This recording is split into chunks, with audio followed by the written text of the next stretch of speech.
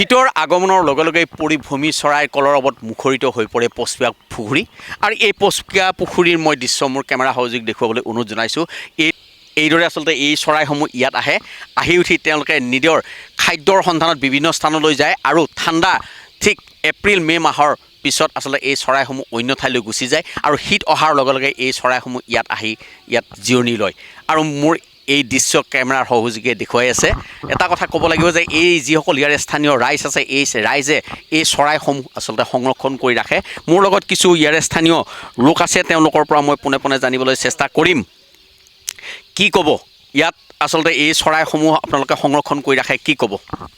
হয়, নিশ্চিতভাৱে যে আপোনালোকে নিজেই দেখিছে যে কি এক নান্দনিক দৃশ্য। এয়া আমাৰ যি টংলা চিপাঝাৰ অসমমালা ৰোড আছে, তাৰ পৰা টংলাৰ কুকুৰাঘাটৰ পৰা অকণমান অহাৰ পাছত এই পচকিয়া নামৰ এই পুখুৰীটো ঐতিহাসিক পুখুৰী।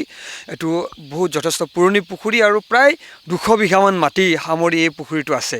আৰু অতিকে ভাল লগা কথা যে প্ৰত্যেক বছৰে শীতৰ আগমন হোৱাৰ লগে লগে বিভিন্ন প্ৰজাতিৰ শ পক্ষীকুল আহি ইয়াত চৰে, ইয়াত তেওঁলোকৰ বংশবৃদ্ধি কৰে, তেওঁলোকে ইয়াত বিভিন্ন কাৰুকাৰ্য কৰে।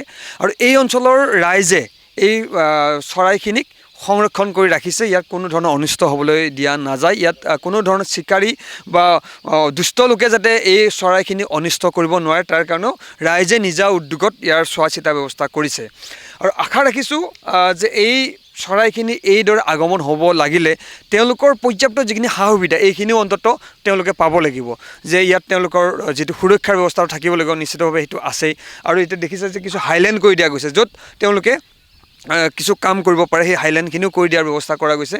গতিকে চৰকাৰেও যদি কিছু ইয়াত সদিচ্ছা দেখুৱায়, যদি ইয়াত যদি পৰ্যটনস্থলী হিচাপে উন্নতমানৰ পৰ্যটনস্থলী হিচাপে গঢ়িবৰ কাৰণে চৰকাৰে যদি পুঁজি আবণ্টন দিয়ে, নিশ্চিতভাৱে এই পচকিয়া পুখুৰী এই সমগ্ৰ দৰং ওদালগুৰি জিলাৰ কাৰণে এটা ঐতিহাসিক আৰু অতি গুৰুত্বপূৰ্ণ পৰ্যটনস্থলী হ'ব। আৰু এই পৰ্যটনস্থলীত এই অঞ্চলৰ নিবনুৱা যুৱক যুৱতীয়েও কৰ্মসংস্থাপন লাভ কৰিবৰ কাৰণে সক্ষম হ'ব। এই চৰাইসমূহ মূলতঃ ক'ৰ পৰা আহে? ইয়াততো পৃথিৱীৰ বিভিন্ন দেশৰ চৰাই আহে বুলি আমি জানো। আমি পক্ষী বিশেষজ্ঞ নহয়, কিন্তু আমি যিবিলাক মানুহৰ লগত কথা পাতিছোঁ বা যিবিলাক দেখিছোঁ তেওঁলোকে কোৱা মতে চাইবেৰিয়াৰ পৰা আহে বা পৃথিৱীৰ বিভিন্ন দেশৰ পৰা শীতৰ আগমন হোৱাৰ লগে লগে বিভিন্ন চৰাইসমূহ আহে। বিভিন্ন প্ৰজাতিৰ চৰাই দেখিছে, আপোনালোকে দেখিলে গম পাব।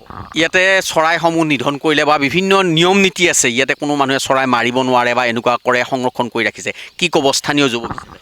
হয়, আচলতে আমি এই যিখন মীনমহল কমিটি বুলি এখন কমিটি আছে বা এই স্থানীয় ৰাইজে এটা নিয়ম বান্ধি দিছে যে ইয়াৰ চৰাই চিৰিকটিবোৰ যদি কোনোবাই মাৰা ধৰা কৰে বা চিকাৰ কৰে, তেতিয়া সেই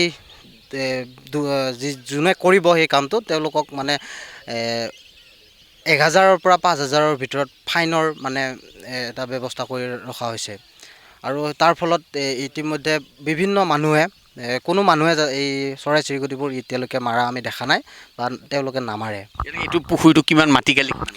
এইটো আমি অৱগত হিচাপত 200 পৰা 220 বিঘাৰ ভিতৰত হ'ব।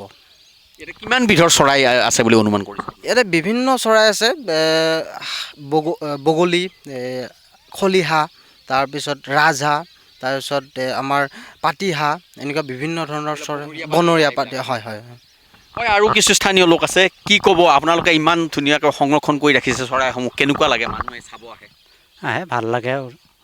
আৰু ইয়াতে পুখুৰীত এই চৰাইসমূহ মাৰিলে বা কিবা কৰিলে কিবা ফাইনৰ ব্যৱস্থা আছে? আছে। কিমান টকা আছে? মোটামুটি 1000ৰ পৰা যিমান হেৰি হয় আৰু দণ্ডনীয় যি হিচাপে হয়। কোনোৱে নামাৰে এই চৰাইবিলাক? চিকাৰ নকৰে? বৰ্তমান নামাৰে। কোনো চিকাৰ নকৰে। হয়, এটা কথা ক'ব লাগিব যে এইদৰে আচলতে প্ৰায় 200 বিঘা মাটিকালিৰ এই পচকিয়া পুখুৰীত আচলতে বিভিন্ন দেশী বিদেশী চৰাই ইয়াত আহি প্ৰায় 20-25টা প্ৰজাতিৰ চৰাই ইয়াত আহে প্ৰতি বছৰেই। আৰু এই চৰাইসমূহ শীতৰ আগমনলৈ আহি ইয়াতে যি পচকিয়া পুখুৰীত জিৰণি লয় আৰু জিৰণি লৈ এইদৰে ঠিক মাৰ্চ এপ্ৰিল মাহ অহাৰ লগে লগে এই চৰাইসমূহ অন্য স্থানলৈ গুচি যায়। ক'লৈ গুচি যায় কোনো মানুহে নাজানে, কিন্তু তেওঁলোক নিজৰ স্থানলৈ গুচি যায়। আৰু এইদৰে শীতৰ আগমন অহাৰ লগে লগে এই পচকিয়া পুখুৰীৰ যি নান্দনিক দৃশ্য, সেই নান্দনিক দৃশ্যই সকলোকে মোহিত কৰে। আৰু এটা কথা ক'ব লাগিব যে এইদৰে আচলতে পচকিয়া পুখুৰীৰ যি এই চৰাইসমূহ আচলতে এই স্থানীয় যি ৰাইজ আছে সেই ৰাইজে সংৰক্ষণ কৰি ৰাখে। আৰু সংৰক্ষণ কৰি ৰখাৰ বাবে এইদৰে আচলতে বছৰ ধৰি এইদৰে দেশী বিদেশী চৰাইসমূহ ইয়াত জিৰণি লয়।